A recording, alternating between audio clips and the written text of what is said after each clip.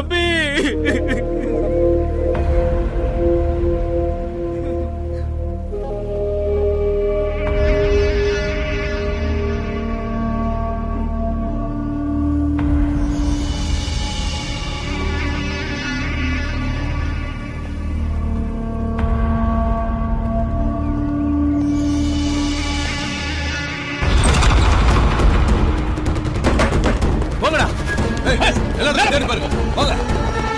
ஒரு இடத்த விடாதீங்க, நல்லா தேடுங்க. அந்த பக்கம் போய் பாரு.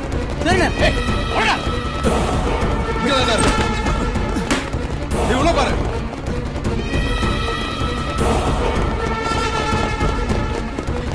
அண்ணே, எல்லா இடத்துலயும் தேட்டம், யாரை காண?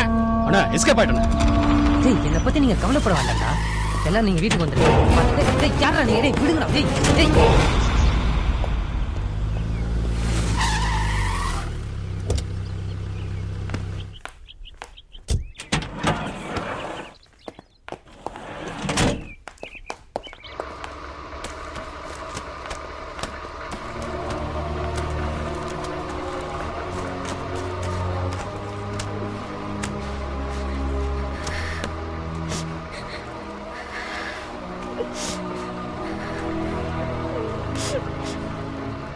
என்னடா இப்போ உனக்கு சந்தோஷம் தானே? எங்களை இப்படி இங்க கொண்டு வந்து உட்கார வைக்கிறதுக்கா உன்னை நாங்க பெத்து வளர்த்தோம். எந்த தப்பும் பண்ணாத எங்களை ஒரு ரவுடி கும்பலுக்கு பயந்து ஒளிஞ்சு வாழ வாழ்க்கைக்கு கொண்டு வந்து விட்டுட்டியடா. உனக்கு என்ன மனசுக்குள்ள ஹீரோ நினைப்பா? நாட்டை திருத்த போறியா? முடியாதுடா. உன்னால என்னால இந்த நாட்டை திருத்தவே முடியாது. தப்பு பண்றவங்களை தட்டி கேக்குறது தப்பா சார்? அதுக்கு தான் போலீஸ் இருக்கு, கவர்மெண்ட் இருக்கு சார். அப்படி ஒரு கவர்மெண்ட்டும் போலீஸும் இருந்திருந்தா எங்க குடும்பத்துல ஒரு உயிரை இழந்திருக்க மாட்டோம். நீங்களும் ஒரு ரவுடிக்கு பயந்துகிட்டு இங்க வந்து உட்கார வேண்டிய அவசியம் இல்ல. என் தங்கச்சியோட வாழ்க்கையும் வீணா போயிருக்காது. வணக்கம் சார். வணக்கம்மா. இவ என்னோட சிஸ்டர், அவளோட ஹஸ்பண்ட். வணக்கம். வணக்கம், உட்காருங்க. Thank you sir. உங்களை பத்தி கதிர் ஏற்கனவே எல்லா விஷயத்தையும் சொல்லிட்டாங்க. சர்டிபிகேட் கொடுங்க பாப்பா.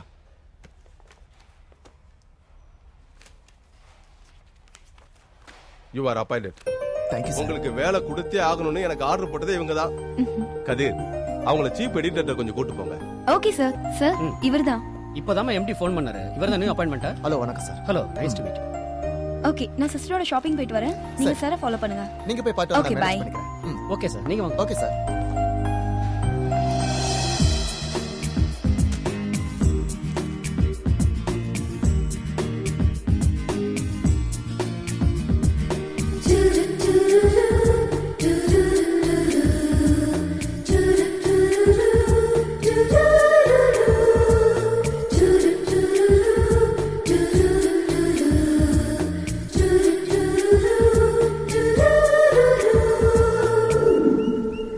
ஐயா வணக்கம். வணக்கம் தம்பி. நீங்க யாரு? என் பேரு மகா. நான் மனிதநேயம் பத்திரிகையில இருந்து வரேன். நான் அதோட ரிப்போர்ட்டர் ஐயா. இங்கேயே வந்துட்டீங்களா? மன்னிக்கிறீங்க. அது சரி, என்ன கேட்கணுமோ கேளுங்க. நீங்க மந்திரி பதவியை ராஜினாமா பண்ணது மட்டும் இல்லாம கட்சியில இருந்து விலகிட்டீங்க. ஏன்னு தெரிஞ்சுக்கலாமா? ஒன்னும் இல்ல தம்பி. எது ஒண்ணு இல்லைன்னு சொல்றீங்க? அரசியல்ல தான், வேற எதுலன்னு சொல்லுவாங்க. ஏன் உங்களுக்கு அரசியல் பிடிக்கலையா? அரசியலுக்கு என்ன பிடிக்கல தம்பி. அப்போ இன்றைய அரசியலை பத்தி நீங்க என்ன நினைக்கிறீங்க? அப்பா மாதிரி பிள்ளை தம்பி. மணல் லாரி கடத்தல்ல உங்க பேர் அடிபடுது. அதை பத்தி நீங்க என்ன நினைக்கிறீங்க? கடத்தனவங்கள பிடிக்க போய் தான் என் பேர் ரிப்பேர் ஆயிடுச்சு. அதனாலதான் ராஜினாமா பண்ணீங்களா? ஆமா தம்பி. அப்போ மீண்டும் அரசியலுக்கு நீங்க வருவீங்களா?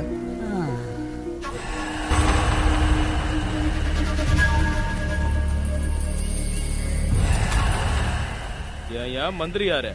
மணல் கடத்தினது ஏன் லாரின்னு தெரிஞ்சோம் லாரி மணல் எல்லாத்தையும் சீஸ் பண்ண வச்சிட்டல. நான் என் கடமையை தானே செஞ்சேன். இப்ப ஏன் கடமையை நான் செய்யறேன்.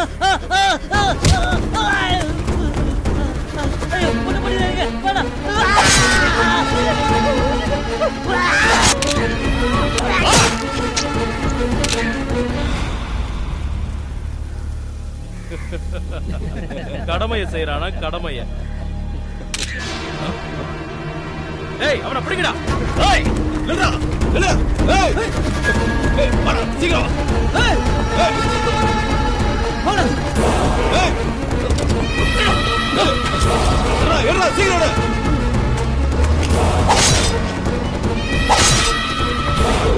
அக்கா, நான் தங்கச்சி எழுதுறேன். எனக்கு இங்க இருக்க பிடிக்கல. என்னோட ஹஸ்பண்ட் இல்லாம என்னால இங்க இருக்க முடியாது. என் மனசு போற வழியில நான் போறேன். நீ என்ன தேட வேண்டாம். முடிஞ்சா நீயும் கிளம்பி நம்ம கிராமத்துக்கு வந்துரு. நான் உன்னை சந்திக்க வேண்டிய நேரத்தை சந்திக்கிறேன். உன் அன்பு தங்கை நிவேதா. இப்படி அவ லெட்டர் எழுதி வச்சுட்டு எங்கேயோ போயிட்டா.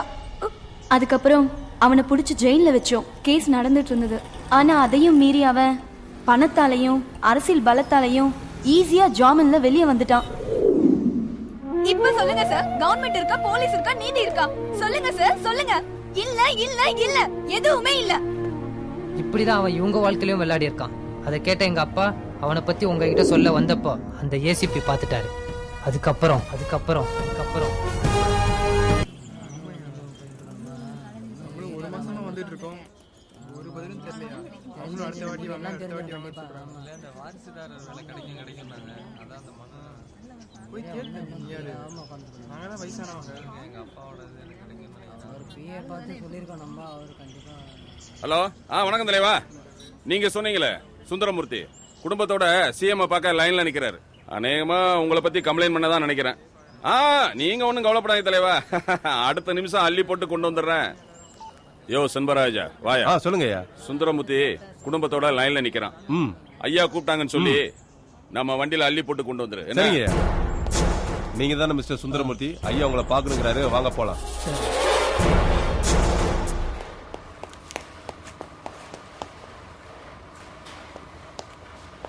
கதிர், அம்மா அப்பெல்லாம் எங்க இருக்காங்க? மேலதான் இருக்காங்க. மேல தேடி பார்த்தனே, யாருமே இல்லையே. அப்படியா? மேலதான் இருந்தாங்களே. அண்ணே, அப்பா நீங்களா பாத்தீங்களா? காலையில இருந்து பாக்கல தம்பி.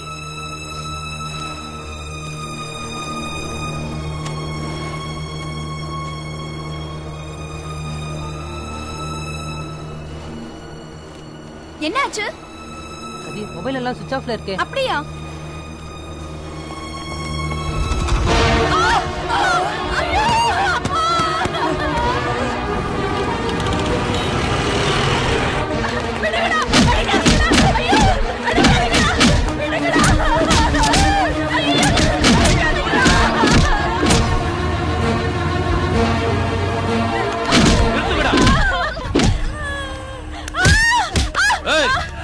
எனக்கு உங்க உயிர் முக்கியம் இல்ல, உன் பையன் உயிர் தான் வேணும்.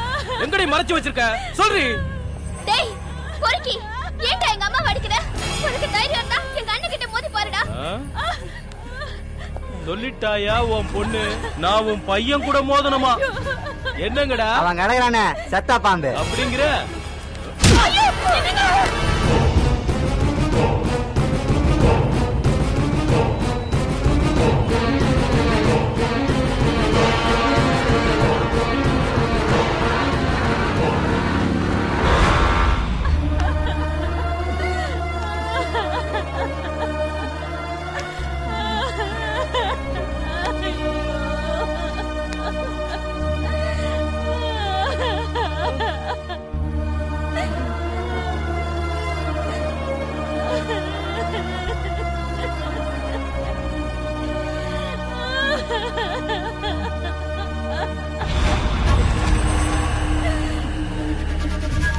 சொல்லியா சொல்லு. எங்க எங்க எங்க வச்சிருக்க உன் பையனை?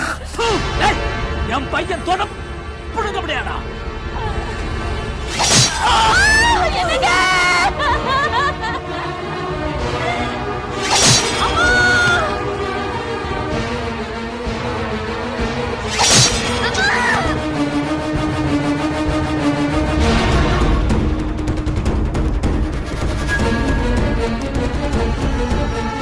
டேய், இந்த குப்பையை தூக்கி அவன் வீட்டுல போடுங்கடா. டேய் இளவரசு, காலையில இருந்து எல்லா இடத்துலயும் தேடி பார்த்துட்டோம். அப்பா ஆபீஸ்ல போய் பார்த்தோம், இருக்கிற ஃப்ரெண்ட்ஸ் வீட்ல எல்லாம் பார்த்துட்டோம், எங்கேயுமே இல்லையடா. சரி, அப்ப அவங்க எங்க தானே போயிருப்பாங்க? ஏய், நீங்க யாராவது இளவரசி வீட்டுக்கு போய் பாத்தீங்களா? டேய் ஆமாடா, கரெக்டா. அங்க போய் பார்க்கவே இல்லை. ஒருவேளை வீட்டுக்கு தான் போயிருப்பாங்களோ? சற்று முன் கிடைத்த செய்தி. சென்னை அண்ணா நகரில் ஒரே குடும்பத்தைச் சேர்ந்த 3 பேரை மர்ம கும்பல் ஒன்று மிக கொடூரமாக வெட்டி படுகொலை செய்துள்ளது. உடலை கைப்பற்றிய காவல்துறை பிரேத பரிசோதனைக்காக அரசு மருத்துவமனைக்கு அனுப்பியுள்ளது.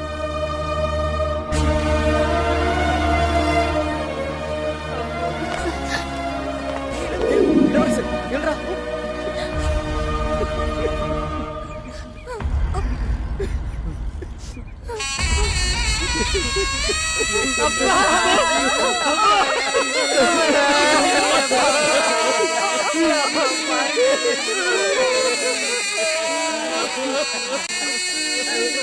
ஒற்றை உயிரில் கட்டி வைத்த முத்துக்கள் நாளுங்க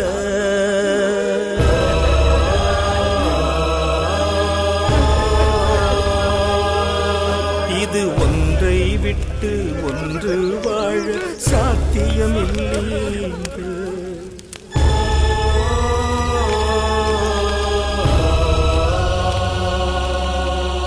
ஒற்றை உயிரில் கட்டி வைத்த முத்துக்கள் நாளுங்க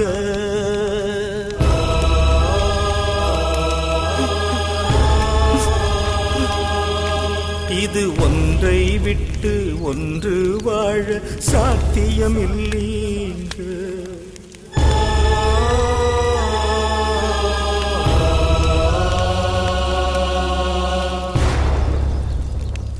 இப்படிதான் சார் என் குடும்பத்தை அழிச்சிட்டானுங்க. எல்லாரையும் இழந்த அந்த துக்கத்துல நான் மீள முடியாம இருந்தேன் சார். என் ஃப்ரெண்ட்ஸ் தான் சார் எனக்கு ஆறுதலா இருந்தாங்க. அதுக்கப்புறம் தான் நான் ஒரு முடிவு எடுத்தேன். டேய் இளவரசு, நான் உன்னை சொன்னா கேப்பியா? சொல்லு. நிச்சயமா அந்த கோட்டை குமாரசாமி ஆளுங்க நம்மளை தேடி வருவாங்க. ஏன் அதை சொல்றேன்னா, ஏற்கனவே குடும்பத்தை இழந்து நிக்கிறோம். இனி உன்னை இழக்க தயாரா இல்லடா. டேய், எனக்கு அவன் சொல்றதுல சரின்னு படுது. நாம யாரும் சென்னையில இருக்க வேணாம். நாமெல்லாம் ஹைதராபாத் போயிடலாமா? பெரிய கம்பெனி வச்சிருக்காரு, அங்கேயே தங்கி அங்கேயே படிப்போம். நீங்க ஏன்டா சும்மா இருக்கீங்க? பதிலுக்கு நீங்க ஏதாவது சொல்றது? டேய் அதுக்கு இல்லடா. டேய் உங்களுக்கு எல்லாம் என்னடா ஆச்சு? அம்மா அப்பா இழந்துறா பயந்துணுமா? பொங்கறாங். இனிமே தான்டா நாம யாருன்னு அவங்களுக்கு காட்டணும். டேய், அப்ப நீ என்னதான் பண்ண போற? ரவுடிங்க, அரசியல்வாதிங்க, தப்பு செய்யற அரசு அதிகாரிங்க, இவங்களால நம்மள மாதிரி எத்தனை பேர் பாதிக்கப்பட்டிருக்காங்க. மத்தவங்கள மாதிரி நாமளும் பயந்து ஒதுங்கி நின்னோம்னு வச்சுக்க எதுவும் பண்ண முடியாது. டேய், அதுக்கு தான் போலீஸ் இருக்கு, கோர்ட் இருக்கு, கவர்மெண்ட் இருக்கு. அவங்க பாத்துப்பாங்கடா. அவங்க எல்லாம் சுதந்திரம் வாங்கின காலத்துல இருந்து இருக்கதான் செய்றாங்க. ஆனா நாட்டு மக்களுக்கு சுதந்திரம் இருக்காடா? சொல்லுங்கடா. அதுக்கு நாம என்னடா பண்ண முடியும்? முதல்ல நம்ம கிட்ட இருக்கிற பலத்தை புரிஞ்சுக்குங்க. அதை தெரிஞ்சுக்கிட்டாவே தப்பு செய்யற அரசியல்வாதிகிட்ட இருந்தோம், தவறு செய்யற அரசு அதிகாரிகிட்ட இருந்தோம் மக்களுக்கு சுதந்திரம் கிடைக்கும்டா. டேய், நீ நினைக்கிறதும் சொல்றதும் சரிதான்டா. ஆனா அந்த யானைகளையும் முதலைகளையும் எதிர்த்து நம்ம போராட முடியுமாடா? நான் சொல்றதை மட்டும் நீங்க செஞ்சா போதும். இந்த தமிழ்நாட்டு மக்களே நமக்கு பக்கபலமா இருப்பாங்க.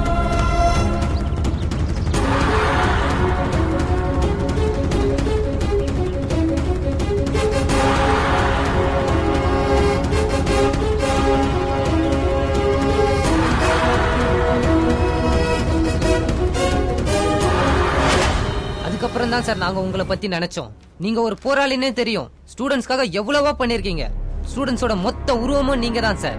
அந்த தைரியத்தை நாங்க மனசுல வர வச்சு ரவுடிசத்தை அழிக்கணும்னு போராட்டத்துல இறங்கணும். ரவுடிகளை ஒழிக்க சட்ட ரீதியாக நாங்க அப்ரோச் பண்ணோம். எங்க காலேஜ் ஸ்டூடெண்ட்ஸ் எல்லாரையும் ஒண்ணு சேர்த்து அந்த ரவுடி கும்பலையும் தப்பு செய்யற அரசியல்வாதியும் வக்கீலையும் தூக்க முடிவு பண்ணோம்.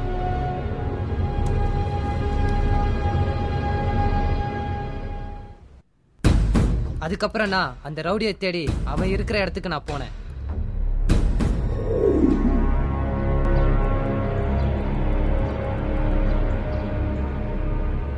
யோ ஏசிபி, எங்கயா இருக்க? நான் ஒரு முக்கியமான மீட்டிங்ல இருக்கேன் தலைவா.